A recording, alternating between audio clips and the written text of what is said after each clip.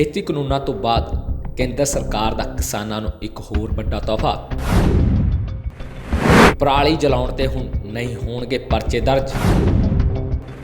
ਖੇਤੀਬਾੜੀ ਮੰਤਰੀ ਨਰਿੰਦਰ ਸਿੰਘ ਤੋਮਰ ਨੇ ਖੁਦ ਕੀਤਾ ਐਲਾਨ।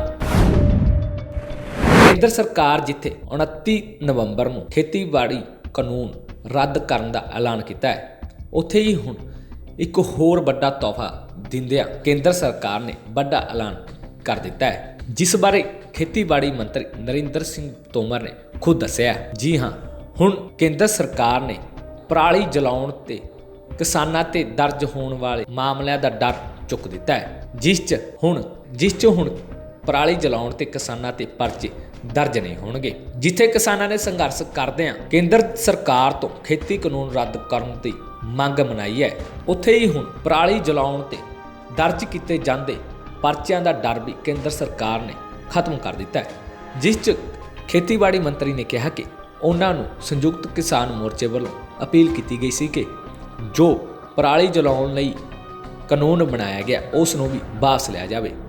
ਜਿਸ ਦੇ ਦੌਰਾਨ ਕੇਂਦਰ ਸਰਕਾਰ ਨੇ ਫੈਸਲਾ ਲਿਆ ਕਿ ਕਿਸਾਨਾਂ ਦੀ ਇਹ ਮੰਗ ਵੀ ਪੂਰੀ ਕਰ ਦਿੱਤੀ ਜਾਵੇਗੀ ਅਤੇ ਹੁਣ ਕਿਸਾਨਾਂ ਨੂੰ ਪਰਾਲੀ ਜਲਾਉਣ ਤੇ ਪਰਚੇ ਦਰਜ ਕਰਨ ਦਾ ਡਰ ਨਹੀਂ ਰਹੇਗਾ। ਉੱਥੇ ਹੀ ਤੁਹਾਨੂੰ ਦੱਸ ਦਈਏ ਕਿ ਕੇਂਦਰ ਸਰਕਾਰ ਨੇ ਖੇਤੀ ਕਾਨੂੰਨਾਂ ਦਾ ਵਿਰੋਧ ਕਰ ਰਹੇ ਕਿਸਾਨਾਂ ਨੂੰ ਡਰਾਉਣ ਧਮਕਾਉਣ ਦੇ ਲਈ 1 ਕਰੋੜ ਤੱਕ ਦਾ ਜੁਰਮਾਨਾ ਅਤੇ ਪਰਾਲੀ ਜਲਾਉਣ ਤੇ ਪਰਚੇ ਦਰਜ ਕਰਨਾ ਅਤੇ ਕਈ ਕਿਸਾਨਾਂ ਨੂੰ ਹਿਰਾਸਤ ਵਿੱਚ ਲੈਣਾ ਅਜਿਹੀਆਂ ਘਟਨਾਵਾਂ ਸਾਹਮਣੇ ਆਈਆਂ ਸਨ।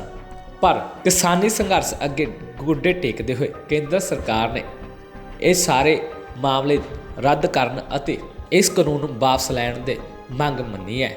ਸੋ ਇਹ ਵੀ ਦੂਜੀ ਵੱਡੀ ਜਿੱਤ ਕਿਸਾਨਾਂ ਦੀ ਦੱਸੀ ਜਾ ਰਹੀ ਹੈ। ਸੋ ਹੁਣ ਤੁਹਾਨੂੰ ਇੱਕ ਵਾਰ ਫਿਰ ਦੱਸ ਦਈਏ ਕਿ ਕੇਂਦਰ ਸਰਕਾਰ ਨੇ ਪਰਾਲੀ ਜਲਾਉਣ ਤੇ ਪਰਚੇ ਦਰਜ ਕਰਨ ਦਾ ਡਰ ਕਿਸਾਨਾਂ ਤੋਂ ਚੁੱਕ ਦਿੱਤਾ ਹੈ, ਜਿਸ 'ਚ ਹੁਣ ਖੇਤੀਬਾੜੀ ਮੰਤਰੀ ਨੇ ਕਿਹਾ ਕਿ ਹੁਣ ਪਰਾਲੀ ਜਲਾਉਣ ਤੇ ਕਿਸਾਨਾਂ ਤੇ ਪਰਚੇ ਦਰਜ ਨਹੀਂ ਹੋਣਗੇ ਅਤੇ ਨਾ ਹੀ ਕਿਸੇ ਤਰ੍ਹਾਂ ਦਾ ਕੋਈ ਜੁਰਮਾਨਾ ਲਗਾਇਆ ਜਾਵੇਗਾ। ਕੇਂਦਰ ਸਰਕਾਰ ਜਿੱਥੇ 29 ਨਵੰਬਰ ਨੂੰ ਖੇਤੀਬਾੜੀ ਕਾਨੂੰਨ ਰੱਦ ਕਰਨ ਦਾ ਐਲਾਨ ਕੀਤਾ ਹੈ, ਉੱਥੇ ਹੀ ਹੁਣ ਇੱਕ ਹੋਰ ਵੱਡਾ ਤੋਹਫਾ ਦਿੰਦਿਆਂ ਕੇਂਦਰ ਸਰਕਾਰ ਨੇ ਵੱਡਾ ਐਲਾਨ ਕਰ ਦਿੱਤਾ ਹੈ, ਜਿਸ ਬਾਰੇ ਖੇਤੀਬਾੜੀ ਮੰਤਰੀ ਨਰਿੰਦਰ ਸਿੰਘ ਤੋਮਰ ਨੇ ਖੁਦ ਦੱਸਿਆ। ਜੀ ਹਾਂ, ਹੁਣ ਕੇਂਦਰ ਸਰਕਾਰ ਨੇ ਪਰਾਲੀ ਜਲਾਉਣ ਤੇ ਕਿਸਾਨਾਂ ਤੇ ਦਰਜ ਹੋਣ ਵਾਲੇ ਮਾਮਲਿਆਂ ਦਾ ਡਰ ਚੁੱਕ ਦਿੱਤਾ ਹੈ, ਜਿਸ 'ਚ ਹੁਣ ਪਰਾਲੀ ਜਲਾਉਣ ਤੇ ਕਿਸਾਨਾਂ ਤੇ ਪਰਚੇ ਦਰਜ ਨਹੀਂ ਹੋਣਗੇ। ਜਿੱਥੇ ਕਿਸਾਨਾਂ ਨੇ ਸੰਘਰਸ਼ ਕਰਦਿਆਂ ਕੇਂਦਰ ਸਰਕਾਰ ਤੋਂ ਖੇਤੀ ਕਾਨੂੰਨ ਰੱਦ ਕਰਨ ਦੀ ਮੰਗ ਮਨਾਈ ਹੈ, ਉੱਥੇ ਹੀ ਹੁਣ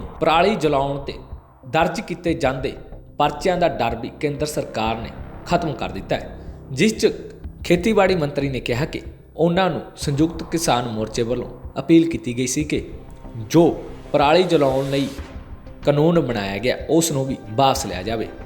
ਜਿਸ ਦੇ ਦੌਰਾਨ ਕੇਂਦਰ ਸਰਕਾਰ ਨੇ ਫੈਸਲਾ ਲਿਆ ਕਿ ਕਿਸਾਨਾਂ ਦੀ ਇਹ ਮੰਗ ਵੀ ਪੂਰੀ ਕਰ ਦਿੱਤੀ ਜਾਵੇਗੀ ਅਤੇ ਹੁਣ ਕਿਸਾਨਾਂ ਨੂੰ ਪਰਾਲੀ ਜਲਾਉਣ ਤੇ ਪਰਚੇ ਦਰਜ ਕਰਨ ਦਾ ਡਰ ਨਹੀਂ ਰਹੇਗਾ। ਉੱਥੇ ਹੀ ਤੁਹਾਨੂੰ ਦੱਸ ਦਈਏ ਕਿ ਕੇਂਦਰ ਸਰਕਾਰ ਨੇ ਖੇਤੀ ਕਾਨੂੰਨਾਂ ਦਾ ਵਿਰੋਧ ਕਰ ਰਹੇ ਕਿਸਾਨਾਂ ਨੂੰ ਡਰਾਉਣ ਧਮਕਾਉਣ ਦੇ ਲਈ 1 ਕਰੋੜ ਤੱਕ ਦਾ ਜੁਰਮਾਨਾ ਅਤੇ ਪਰਾਲੀ ਜਲਾਉਣ ਤੇ ਪਰਚੇ ਦਰਜ ਕਰਨਾ ਅਤੇ ਕਈ ਕਿਸਾਨਾਂ ਨੂੰ ਹਿਰਾਸਤ ਵਿੱਚ ਲੈਣਾ ਅਜਿਹੀਆਂ ਘਟਨਾਵਾਂ ਸਾਹਮਣੇ ਆਈਆਂ ਸਨ। ਪਰ ਕਿਸਾਨੀ ਸੰਘਰਸ਼ ਅੱਗੇ ਗੋਡੇ ਟੇਕਦੇ ਹੋਏ ਕੇਂਦਰ ਸਰਕਾਰ ਨੇ ਇਹ ਸਾਰੇ ਮਾਮਲੇ ਰੱਦ ਕਰਨ ਅਤੇ ਇਸ ਕਾਨੂੰਨ ਨੂੰ ਵਾਪਸ ਲੈਣ ਦੇ ਮੰਗ ਮੰਨੀ ਹੈ। ਸੋ ਇਹ ਵੀ ਦੂਜੀ ਵੱਡੀ ਜਿੱਤ ਕਿਸਾਨਾਂ ਦੀ ਦੱਸੀ ਜਾ ਰਹੀ ਹੈ।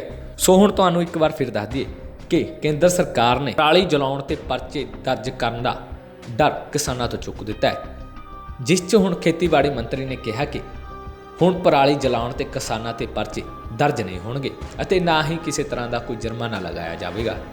Bureau report on air.